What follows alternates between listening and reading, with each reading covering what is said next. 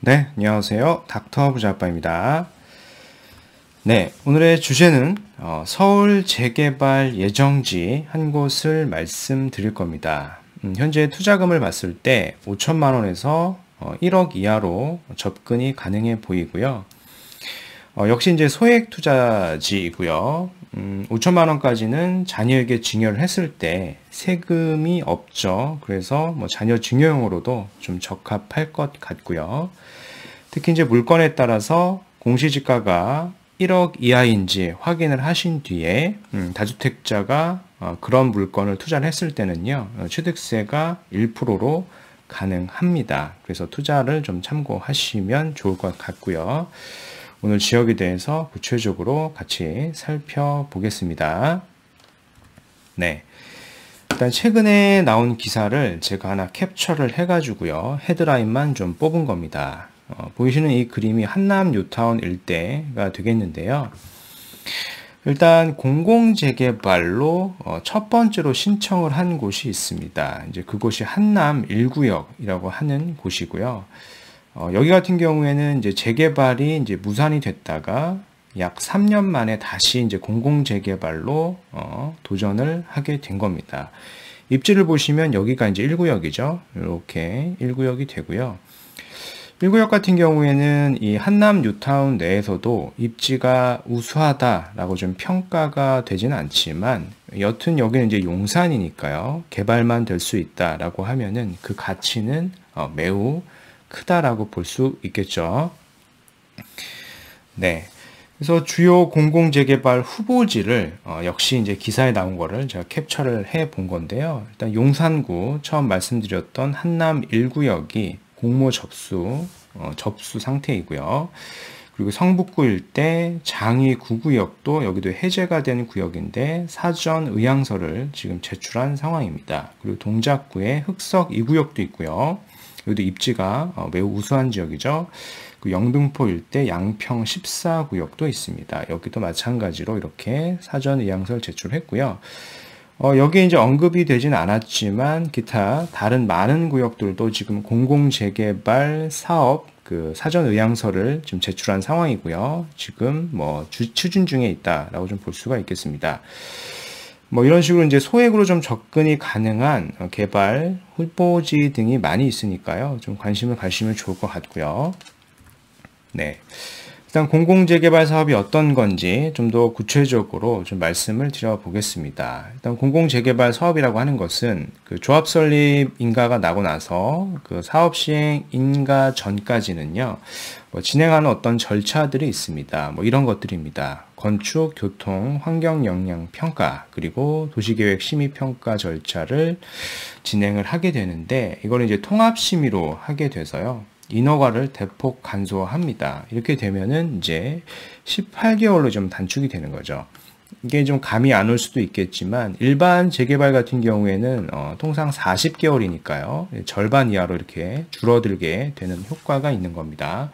그만큼 사업의 속도가 매우 빨라진다라고 좀 볼 수 있겠고요. 특히 이제 분양가 상한제도 적용이 제외가 되기 때문에 또 큰 메리트가 있겠습니다. 단 주의를 하셔야 되는 것은 지분 쪼개기 등 투기를 방지하기 위해서 공공재개발 그 권리산정 기준일이라고 하는 게 있습니다. 그게 이제 공모일 기준이고요. 9월 21일 날짜로 지금 지정이 됐습니다. 그래서 9월 21일 이후에 어떤 신축이 된 거를 매수하시게 되면은 입주권을 못 받으실 수도 있어요. 그러니까 투자를 하실 때 그런 부분을 좀 주의하시면 될 것 같고요. 그리고 현재 구체적으로 검토 대상이 되는 게 두 개의 구역이 있습니다. 첫 번째 이제 기존 장기 정체된 정비구역 102개소 중에서 27개소가 검토 중에 있고요. 그리고 신규로는 예정구역 또는 해제구역에 22개소와 176개소가 현재 검토 중에 있다라고 좀 보면 되겠습니다. 네, 그럼 민간 재개발하고 공공 재개발하고 어떤 차이가 있는지 이 표를 보시면 이제 한눈에 보실 수가 있을 것 같은데요. 제가 서두에 말씀드렸듯이 가장 큰 장점이 공공 재개발의 가장 큰 장점이 사업의 속도다라고 좀 말씀을 드렸었잖아요. 그래서 민간 재개발 같은 경우에는 최대 10년, 15년 막 이렇게 걸리는 사업들도 많이 있죠. 여러 가지 이슈들이 많이 있기 때문에 그런데요. 그에 반해서 공공 재개발 같은 경우에는 여러 가지 인허가를 대폭 축소를 했기 때문에 5년이면 이게 가능한 겁니다. 특히 이런 거죠. 조합 설립부터 사업 시행 인가까지의 기간이 많이 대폭 축소된다라고 하는 부분을 좀 확인하시면 좋겠고요. 특히 이제 분양가 상한제도 제외가 되기 때문에 큰 메리트가 역시 있는 거고요. 사업비와 이주비도 저금리로 이렇게 대출이 가능하고요. 지원을 해준다라고 하는 부분이 큰 장점이 됩니다. 네, 그래서 이제 공공재개발 사업의 개념을 좀 더 간략하게 좀 말씀을 드려보면 사업성 자체가 좀 부족하거나 여러 가지 어떤 정체된 정비구역 그리고 신규 예정구역, 해제 지역을 좀 포함을 해서요. 그런 구역들을 선정을 해가지고요. 공공시행자가 참여를 합니다. 그 LH나 SH에서 참여를 해서 공공성 요건을 좀 줘서 여기서 공공성 요건이라고 하는 것은 임대 비율을 50%까지 하겠다라고 하는 그런 요건을 줬을 때 그거를 오케이 하면은 인센티브를 좀 부여를 해서요. 이제 여러 가지 지원을 해주겠다라고 하는 부분입니다. 개략적으로 이렇게 알고 계시면 될 것 같고요. 네. 그래서 오늘 제가 말씀을 드릴 구역은 요 양천구 신월 7동이라고 하는 곳입니다. 정확한 지역은 이 신월 7동 내에 2개의 블록이 있습니다. 뒷장에서 제가 설명을 드릴 거예요. 그래서 여기가 최근에 공공재개발 역시 추진 중이고 사전 의향서가 지금 제출을 한 상황입니다. 그래서 좀 관심을 가지시면 좋을 것 같고요. 네, 정확한 입지는 여기죠. 행정구역을 보면은 서울특별시 양천구 신월 7동이고요. 신월 7동이 이렇게 행정구역이 됩니다. 보시면 이제 신정 뉴타운도 있고요. 인근이 바로 이제 목동 일대입니다. 입지가 우수한 지역임에도 기존에 많이 낙후화됐던 거죠. 근데 최근에 다시 공공재개발로 추진 중에 있으니까요. 좀 관심을 가지시면 좋을 것 같고. 네, 여기 크게 이제 2개의 구역이 있는데, 첫 번째 구역을 보면은, 여기 구역 내에 있는 곳에 이제 재개발 추진 중에 있는 겁니다. 이렇게 빗금으로, 음영으로 좀 처리가 된 데를 보시면 됩니다. 다른 구역을 사시면 안 되고요. 이 음영으로 처리된 구역을 좀 보셔야 되고요. 현재 이 구역 내에 약 12%의 동의서를 지금 거둔 상황으로 좀 보여지고요. 그리고 이제 두 번째 구역 같은 경우도 보시면 요 구역입니다. 요 구역 내에 있는 곳이 현재 지금 동의서를 갖고 있는 상황이고요. 요게 있습니다. 현재 약 13% 정도 동의서를 거둔 상황이다 라고 좀 보면 될 것 같고요. 그래서 이 구역 내에 있는 지금 빌라를 하나 제가 봤더니 약 1억대 초반 정도 B1층이 형성되어 있는 것 같습니다. 그래서 전세금을 제외한 금액이 투자금이 되니까요. 그렇게 참고를 하셔가지고 매수를 검토하시면 될 것 같고요. 네, 그래서 오늘 말씀드린 내용을 좀 정리를 해서 다시 요약을 해 보겠습니다. 오늘은 그 서울 재개발 예정지인 그 신월 7동에 대해서 크게 이제 2가지 블럭이 있다라고 좀 말씀을 드렸었죠. 그래서 그 구역을 잘 참고해 보시면 좋을 것 같고요.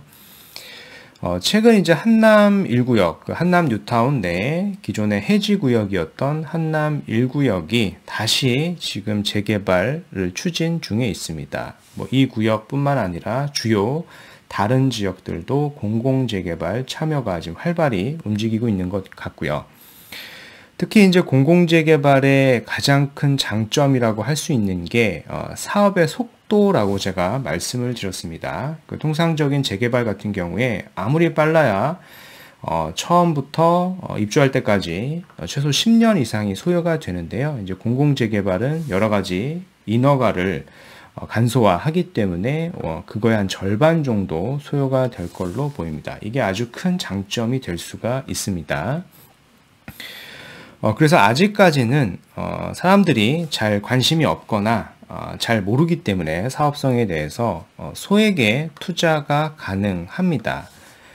최근에 이제 주요 지역을 중심으로 좀 프리미엄이 좀 계속 좀 상승이 되고 있는 걸로 좀 파악이 되고요.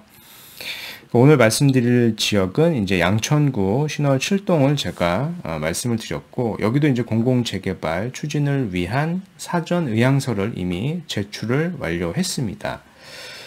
구역을 좀 보시면 현재 투자금은 1억 이하로 가능을 하고요. 다주택자임에도 공시지가가 1억 이하일 경우에는 취득세 1%로 좀 접근이 가능합니다. 그래서 역시 소액투자처이고 자녀에게 증여를 했을 때 충분히 세금을 내지 않을 수 있다라고 좀 말씀을 드려보겠습니다.